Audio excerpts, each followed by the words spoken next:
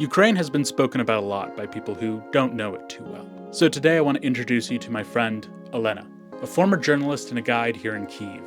She's got a really deep knowledge not only of the capital city, but of the situation happening in her country. I wanted to talk with her to give people a chance to have a deeper understanding of Ukraine. Enjoy. Why should I know, and why do I know the sounds of the rockets, of the air defense shooting them, of the real explosions? It's the knowledge I wish I didn't have. Yeah, what makes me quite pessimistic is when I see that people forget about the war going on. That Ukrainians are making somebody abroad, live in wars and so on. Meanwhile, it should be like, no. Right. The only one to, put the fault on is Russia. Probably guilt is the new emotion that a lot of Ukrainians everywhere are experiencing when you dig deeper. Dig deep into Ukraine. This is the message here. Yes. Lena, thank you for your time. You have to put the title like that.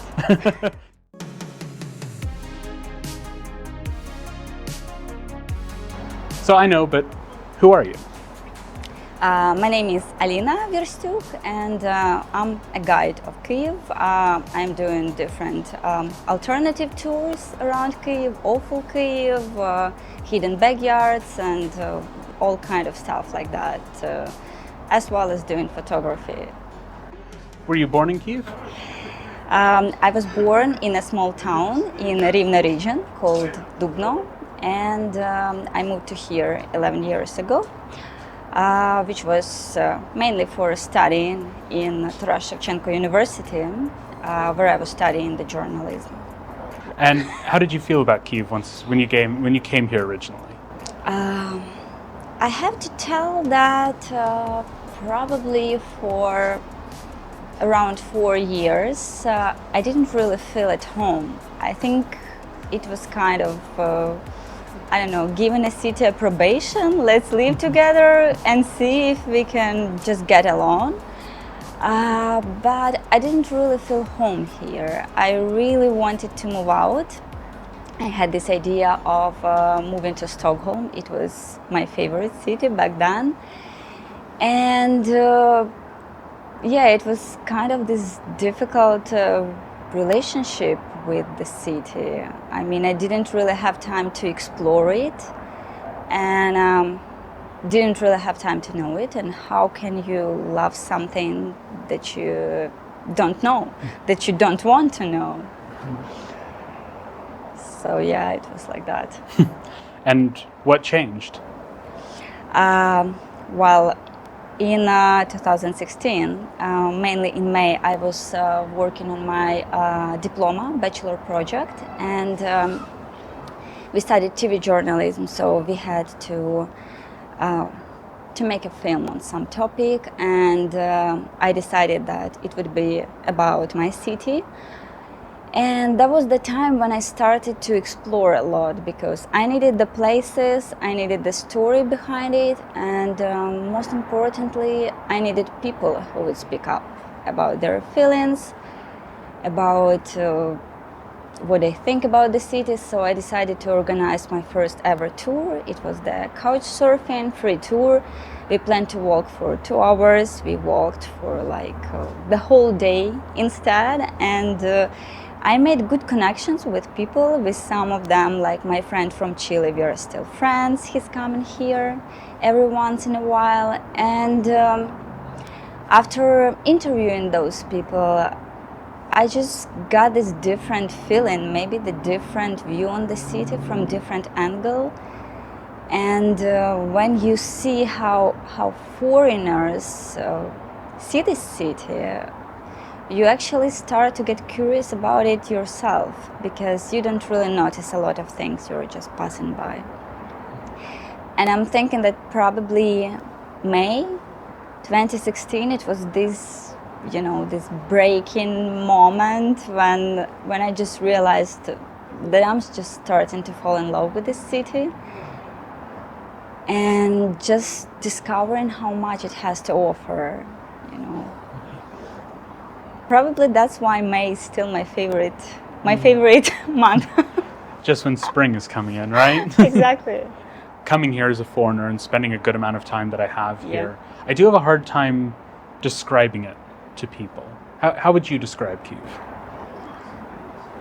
Well, I would call it the city of contrast, because everything is just so different. I mean, you just get into some backyard or something like that, and you get this mix, like a mashup of different architecture, which could be Soviet modernism, the buildings like from the imperialistic times, together with all this newly built architecture.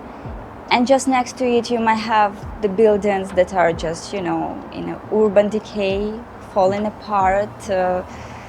It could be a very calm city when you walk through certain parks, and then you get to some rave parties that are located just between some garages or in the forest, and you get just the other feeling of the city. So I guess you need to try like a bit of all of that to get the full view of the city. Otherwise, probably, if you don't get into all those backyards and hidden alleys and so on, you would just leave the city with the feeling of it as like, the capital of some golden domes, and that's it. Yeah, so probably the city of contrasts. I would agree from my limited time here. So I feel one place that we walked last time that kind of encapsulates this a lot is Podil, the Podil region. Yeah. So what does Podil mean to people here? What is it? What does it mean to people here in Kyiv? Well, I think, I'll describe as for myself. So for me, Podil is kind of, this place where, the young culture, the young Kyiv is, being born and actually developing. Because on one hand, it's like part of the old town, it's historical area and so on. At the same time, it's just so many new bars, so much of the art scene going on there, and probably one of the most popular places where, young, proactive people are hanging out. So I think if you feel yourself as part of this, youth, that's actually on the way of making changes to the city, to the country, you'll probably find yourself in Podil, and you'll find yourself enjoying this. Mm-hmm.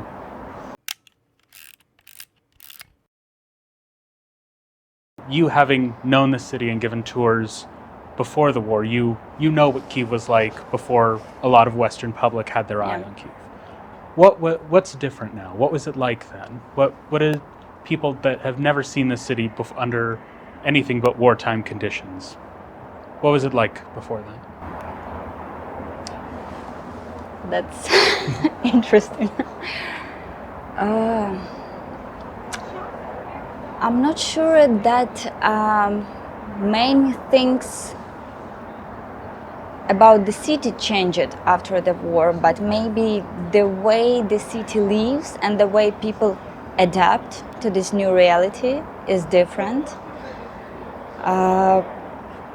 You just have to admit that there could be the rocket attack, the drones attack, anytime, that sometimes it might be serious, and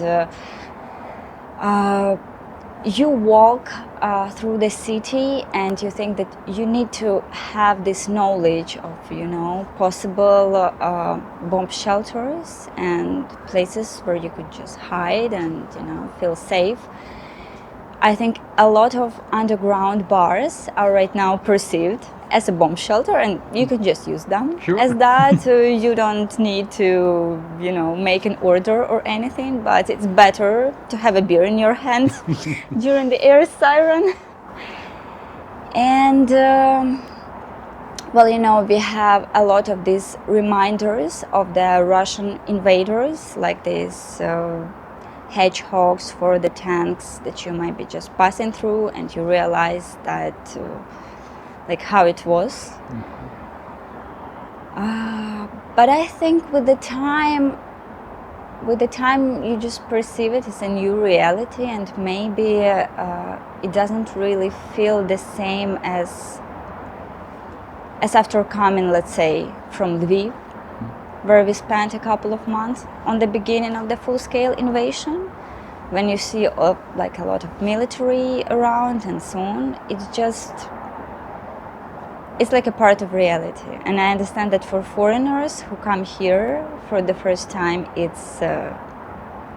might be a complete new reality. They might be curious about so many things and asking so many questions that we don't really think much about that.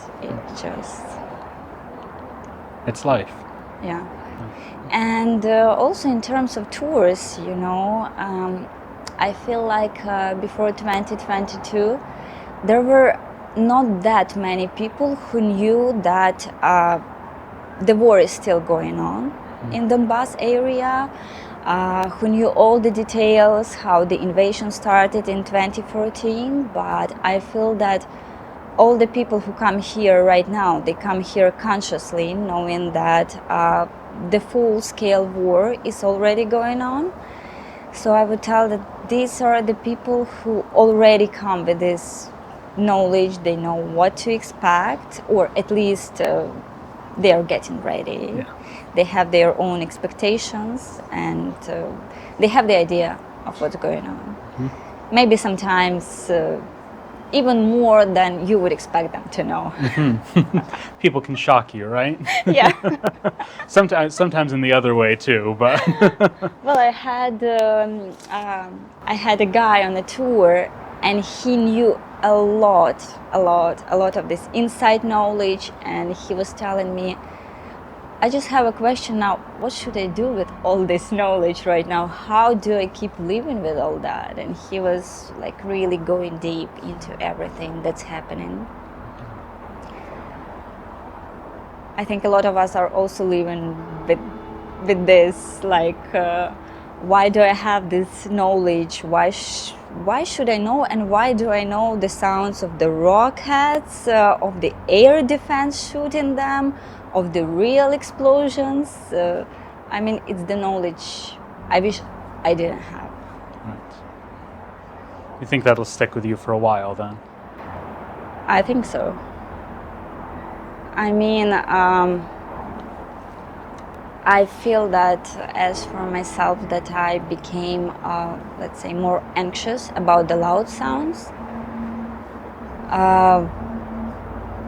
I mean, things like the motorbikes going, or the loud cars and so on, and people are speaking up about that, especially when the soldiers, the veterans of war are coming, and they are saying that they have this post-traumatic syndrome, and we as society have to think on that, like how to make it, let's say, calmer or safer in a psychological terms. Yeah. Make it a little easier on the people defending. Yes. Right. I was going to ask about how your tours have changed during this war. You talked a little bit about foreigners coming and them being a little bit more knowledgeable or equipped on some things, but how are they different than they were before? Well, I would tell there is less entertainment, like bar crawls and so on, because it's simply impossible to do this, you know, whole night raids through the bars and so on. And in terms of the topics, there is always a war as part of this topic. And it's mostly because people are enthusiastic and they are asking about like all the background of that, what was on the beginning, how it is right now. So this is kind of unavoidable topic, and it sometimes gets a little bit, I don't know, difficult, like to get things easy, you know, as it used to be before. I mean, there is the new reality, and yeah, we're kind of adapting to it. Yeah. You have to make do, right? So, Yeah. yeah. How have you changed since the full-scale invasion? Yeah. I don't think that I changed. I just think that I found out some, you know, some new feelings, some new emotions, something completely new that I didn't really know about myself, like expecting this wide range of emotions when it can be, you know, angriness, it could be despair, it could be just like some I mean fear, and everything could be just mixed up, and you know, sometimes these emotions, they just change each other so fast, and yeah, most of the time it's like you're thinking how to deal with that, and it's quite complicated. It's like the thing that many Ukrainians would probably tell to you, that they say after each of these rocket attacks, when they see the ruinations, when people say, I never thought I could hate so much, but yet I do. Because every time you see it, it's like some inner explosion, and it's always like some drive for, you know, for doing more donations, for thinking how can I help at my place, because yeah, I guess if you just like stay like that in this fear and so on, it would be really difficult for us to move on, especially right now when it's really difficult period of war, and it feels like at this period a lot of people are already tired emotionally, and this is exactly that period when everybody should just like gather more. It's the narrative that many soldiers are saying, that we need that kind of, you know, mood that we had on the beginning when Kyiv was about to be occupied, when everybody was just in their togetherness and so on. Because unfortunately, the thing that a lot of them feel is that that when the war was away from Kyiv, when the Russians left, and now everything is on the east and on the south, for many people it feels like, you know, the war is over. And maybe it's some kind of psychological effect when you want just to protect your mind and everything, because like you've got enough and so on. But I guess this is also kind of dangerous thing for the moment, because it's just the time right now when a lot of soldiers, they need to go for rotation. They need people who would come and change them, just as well as civilians who have to keep gathering money for, you know, all the needs of the soldiers, to spread the word and just to keep talking that the war is going on, and it's getting more difficult, it's getting harder. Do you think any of this is also the fault of other nations around the world not thinking that Ukraine could do it, or not thinking that there's things are moving fast enough? Well, I think like one of the things is how the media is showing it, probably expecting like a lot from this counter defense to have it faster, to talk all the time about the victory being soon, about celebrating this victory in Crimea and so on. Meanwhile, the reality is different, and this is what maybe makes people, more kind of relaxed about that.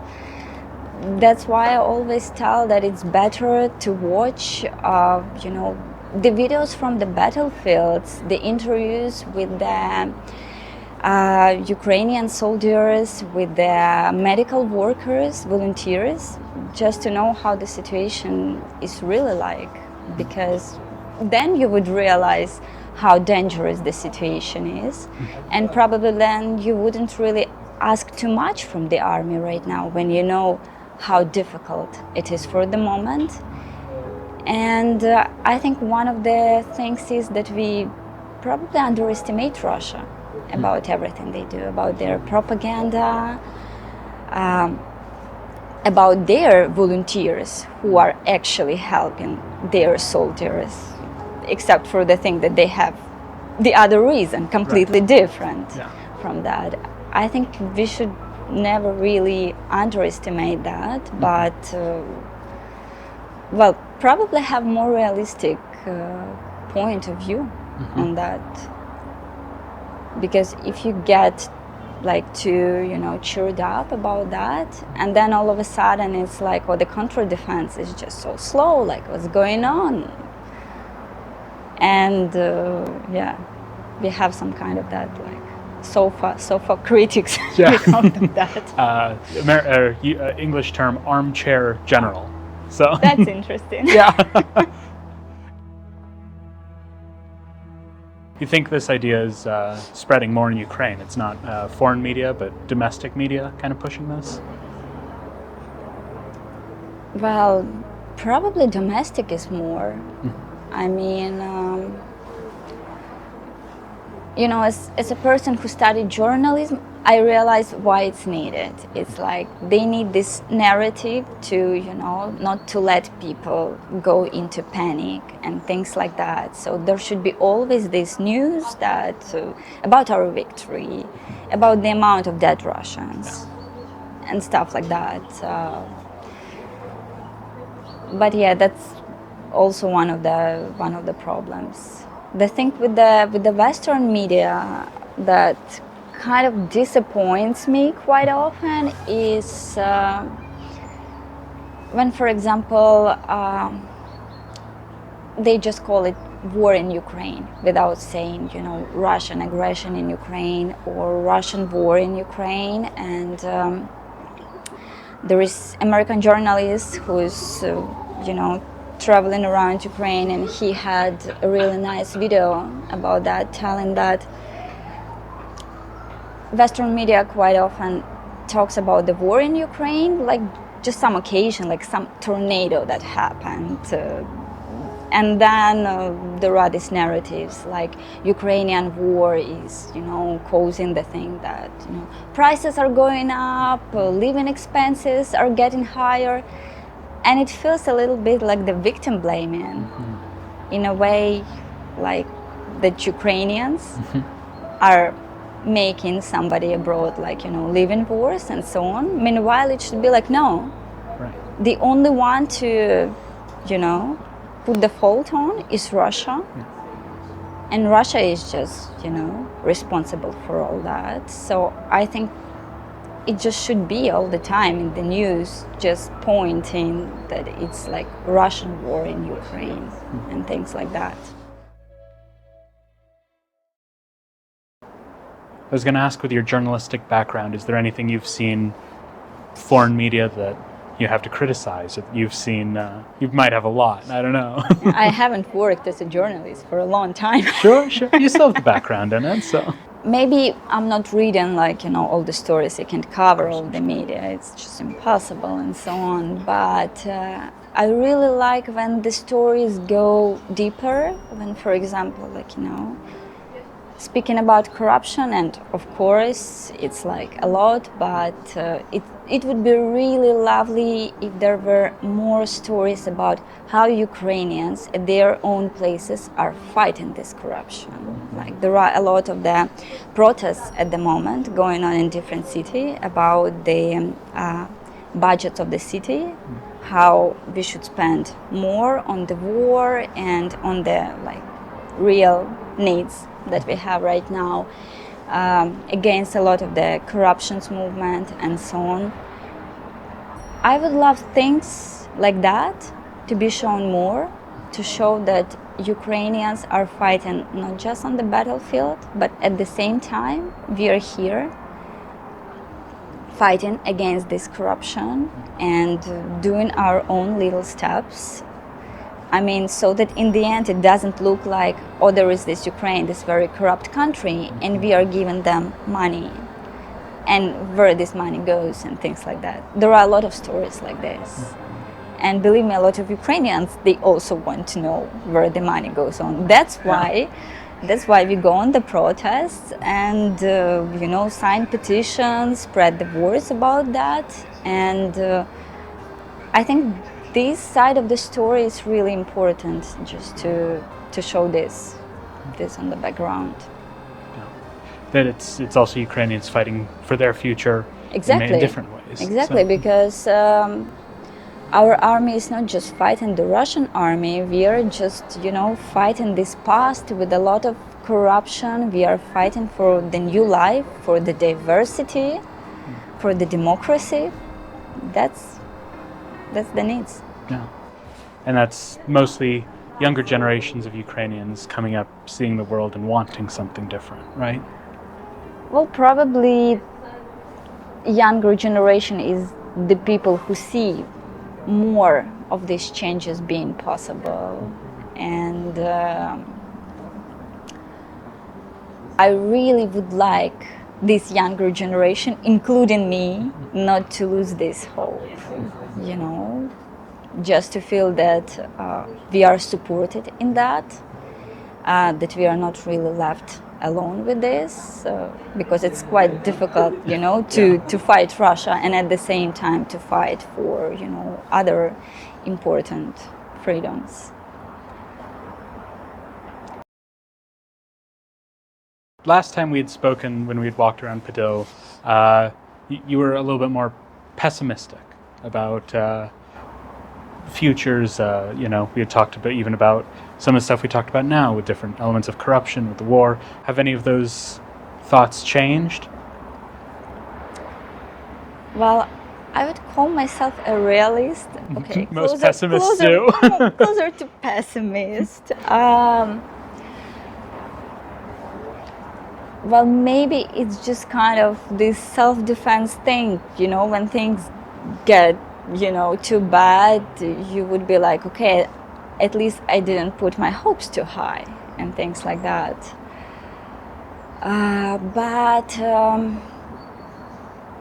What makes me quite pessimistic is when I see that people forget about the war going on.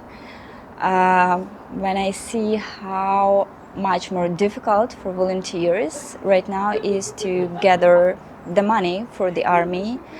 When I see how, at the moment you have to bring a lot of entertainment into all those videos for gathering the money. It's like stand-up comics, bloggers and so on. They are making the video, dances, anything, to make people more engaged. And I think it's it should not be like that. But at the same time, I realized that it's people got tired after a while and so on. And at the same time, people are tired if certain changes are not made by the government. Maybe this is what is tiring people even more. So, when you put two of these things together, maybe you don't really get a nice perspective. It's at the moment I'm thinking that it's really important right now to get into this community that shares your interests. So if you feel like you want to help more, you better hang out with these people who feel the same way. And okay, maybe you'll be in your own little bulb, but at least this will be this bulb that cares about the things that go on. Yeah, I think I would get more optimistic if there are more real changes on the way, on the level of government. When we see some, real court procedures that the corruptioners are going to prisons, not having this, court procedure going on for, years and years, and then they just disappear. And what I see is that people really have the short memory because there is a lot going on. And one thing that you've been talking a lot about, at certain point in a month it's just all gone because you have this endless news going on. And yeah. Especially with news, it's very hard to to have that. And keep sometimes, focused. Sometimes there are the days when I don't even read this news anymore. Just not to get into this despair, and I'm like, okay, I would better this time on doing some reposts about the donations, on creating some content that could help, sharing it with people, because probably reading the news is actually taking a lot of your energy that you could just spend on doing something useful. More productive things. Exactly. Hopefully so. Yes. Exactly. I feel the same way. It's even being back in the U.S. sometimes it's hard to sit there. Like we talked about earlier, you have all this knowledge, and yes. So I go back and I sit there and I'm like, fuck, what do I do with this? Like the mind is exploding. Yeah, I know. So a lot about different changes that we could be made. There's I know there's some stuff that has gone through the Rada that looks like good change down the road. A lot of different pro-LGBT stuff. A lot of supposed different anti-corruption laws going into place. If you, Alina, had full control of the Rada, of the presidential sphere, what would you change? Well, I would speak as a guide. Mm-hmm. What bothers me a lot is basically what's going on with the city in terms of construction, architecture. There is like a lot of corruption in terms of that, and I feel like during the war there were even more like historian buildings being decayed or being ruined because apparently the constructors are thinking that people are busy with the war. Yeah. They will not pay attention. But no, there are activists who keep an eye on that, and this is really cool, the thing that is going on. Because sometimes on the tours, when we go into certain area with a decayed building and people are asking me, did the Russian rocket hit it? No, it's like the corrupted band that is ruling the city hit it, which is sometimes even worse. So I would probably put a lot of my efforts into that. And probably just working on spreading the idea that corruption starts with each of us, and as long as we have this mentality or idea that I can fix that because I have the connection, I can fix that because I have money or something like that, even the small thing, it's like we are feeding this corruption. So when we just stop on these small levels, it's when we can talk about the higher levels, because I think it's just impossible to complain how corrupted the country or the deputies, the government are, if you do not change the way you're living. A lot of people who are very anti-Ukraine will look at Kyiv, will look at, if there's a party going on in the city, people are out there enjoying nature, they're enjoying life, they're just living, they're chilling, they're having a good time, right? And they'll see that as no war is going on anymore, that it's all fake. So I wanted to ask you, as somebody who's lived in this city through a lot of its worst days. What is a typical day like in Kyiv today? Well, probably the days go on like they used to be, except for the time that you have the air sirens and you realize that sometimes it's the real danger, because we have the Telegram channels where we are informed about that. And as for me, if like these explosions or things happen, it's like I don't know, on one hand it's like half of the day is ruined because you are just full of these emotions and fears and all kind of things. On the other hand, you just have to move on. You have to do your work and things like that, because you have to pay taxes, you have to do the donations, you have to support the army. The curfew made it changes, but if on the beginning of the full-scale invasion, it was maybe strange for us that okay, you can't hang out in a bar till midnight or till morning, or you can't get your food delivery and stuff. Right now it's somewhere in your head that you already know it, that it should be like that. I can't even imagine having a party till 5 or 3 or going to watch the sunrise. Like sometimes I was checking, okay, the sunrise is at 5 something, so I can't go and film it, because even if I go by taxi, I will have to go like before the curfew and things like that. Yeah, but at the same time, it's all the time living with this knowledge that the war is going on in your country, that there might be a time for you when you have to go to the front line. And I think all these things, together with the guilt that probably a lot of people are having, it's just making this kind of new surreal days. Probably guilt is the new emotion that a lot of Ukrainians everywhere are experiencing. It's just guilt for not doing enough, guilt for not being at the front line, for women guilt that they could go abroad without their men because they cannot leave the country, which is quite destructive feeling actually, because it stops you in a way and blocks from certain things.